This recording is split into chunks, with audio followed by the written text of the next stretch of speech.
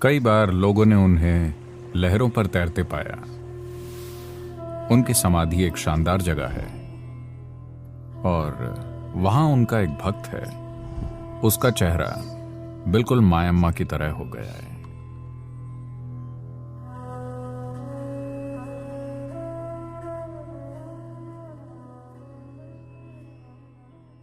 मायम्मा के बारे में असल में कोई नहीं जानता कि वो कहां से आई थी, लेकिन उनके नैन नक्श को देखकर लगता था कि वो पूर्वोत्तर राज्यों में कहीं से, या तो नागालैंड या उधर कहीं से आई थी, जहां लोगों के नैन नक्श मंगोलियाई होते हैं।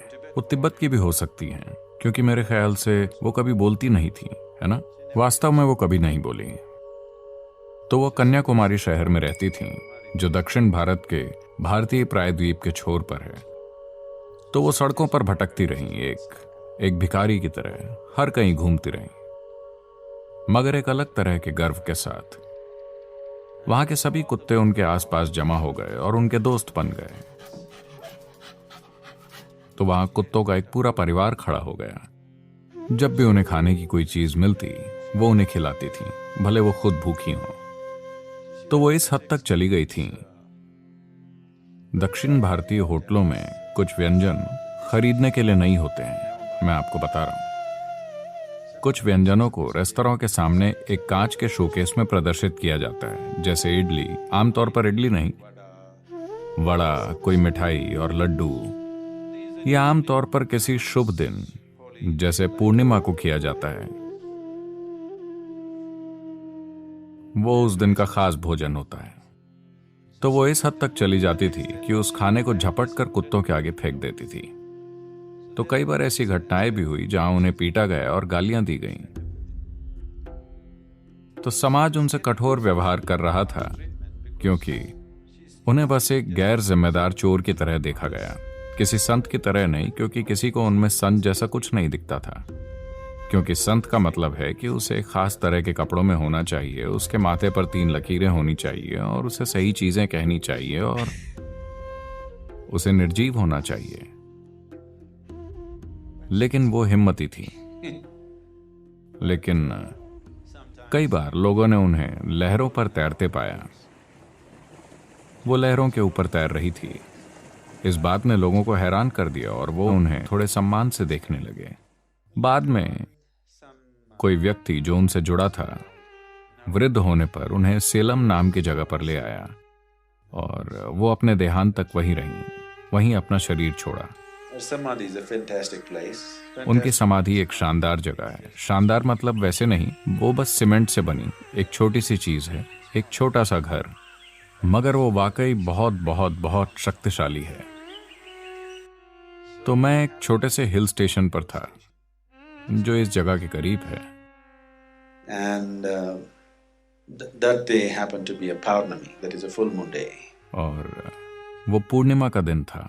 तो कोई इस मायम्मा उनकी समाधि की बात कर रहा था और मैंने कई लोगों से उनके बारे में कई बातें सुनी। तो हमने सोचा कि हम कार से वहां चलते हैं, क्योंकि ये पूर्णिमा की शाम है, चलकर देखते हैं। किसी ने आकर बताया कि वहां पूर्णिमा की शाम को कुछ खास होता है। तो जब मैं शाम को 5, साढ़े 5 बजे के करीब पहुंचा तो वहां कोई नहीं था। तो हम अंदर चले गए और एक छोटे से कमरे में बैठे, सिर्फ 10 बाय 10 का एक कमरा, जिसमें उनकी एक बड़ी तस्वीर थी। उनके चेहरे पर ज्यादातर तिब्बती महिलाओं की तरह काफी झुर्रियां हैं, लगभग उसी तरह का चेहरा, मगर वो जगह विस्फोटक है।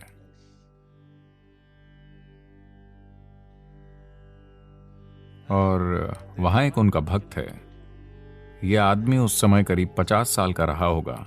उसका चेहरा बिल्कुल मायम्मा की तरह हो गया है। यह आदमी तमिलनाडु का है। उसके नाक नक्श तिब्बती या नेपाली या नागालैंड के लोगों जैसे नहीं हो सकते।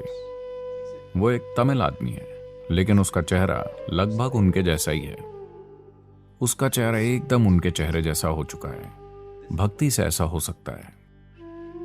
भक्ति हमेशा सबसे तेज मार्ग है, क्योंकि जब आप किसी के प्रति अटूट भावना पैदा करते हैं तो आपके अंदर हर चीज एक दिशा में केंद्रित हो जाती है। बस आपकी भावना नहीं, आपका मन भी पूरी तरह उस पर चला जाता है।